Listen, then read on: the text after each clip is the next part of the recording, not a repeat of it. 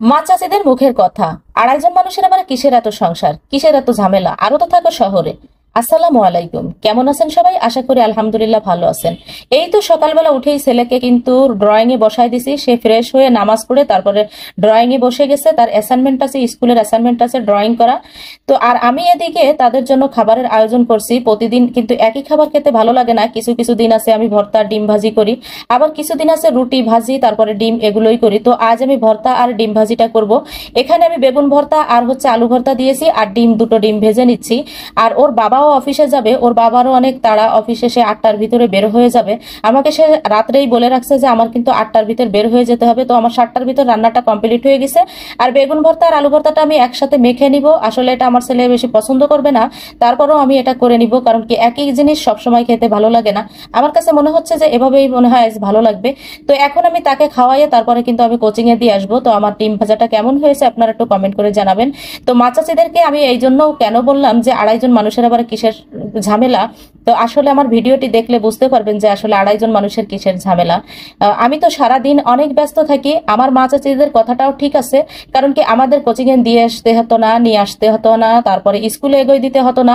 আর আমাদের বাচ্চাদের কিন্তু সেটা করতে হয়, কারণ কি শহর বলে কথা, গ্রামের মানুষ কিন্তু একজন বাচ্চা আর কার বাচ্চা সেটা কিন্তু একজন না একজন চেনে, বা কেউ কিছু করলেও কিন্তু একজনে দৌড়ে আসে। শহরে কিন্তু সেটা না, কেরুর বাচ্চা কেউ চেনে না, তারপরে কেরুর কোনো বিপদে কিন্তু কেউ দৌড়ে আসে না। শহরটা কিন্তু অনেক কঠিন একটা জায়গা।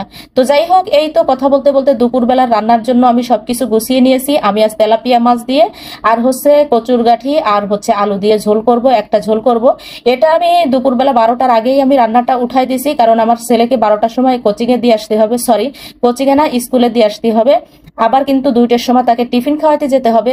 এই তো আমাদের ব্যস্ততা দেখেন। আমাদের নাকি আড়াইজন মানুষের সংসারে কোনো কাজ নাই।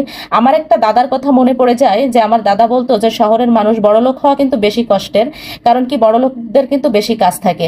আসলে আমরা অত বড়লোক না, তারপরেও কথাটা কেন বললাম যে শহরের মানুষের কিন্তু ঘর ঝাড়ু দিতে হয়, ঘর মুছতে হয়, ফার্নিচার মুছতে হয়, ট্যাক্সের ধুলাবালি হয়। শহরে কিন্তু এইটা অনেক বড় একটা কষ্টের ব্যাপার, কঠিন ব্যাপার।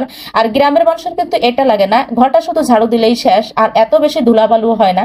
তো যাই হোক, আমি কিন্তু রান্না বান্নাটাও এদিকে উঠাই দিছি। আর এদিকে আমার মেয়ে কিন্তু একটু বিস্কিট খাবে, সে বিস্কিটটা দিলাম। বিস্কিটটা পেয়ে কিন্তু অনেক বেশি খুশি হয়ে গেছে।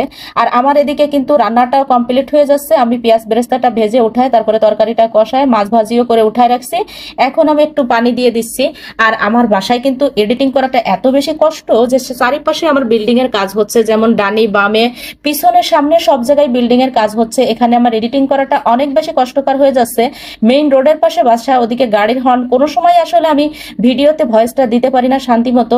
তো অনেক সময় আছে একটু শব্দ থেকে যায়, জানি না ফেসবুক সেটা মানবে কিনা, কারণ কি ফেসবুক তো অনেক বেশি ফল্ট ধরে।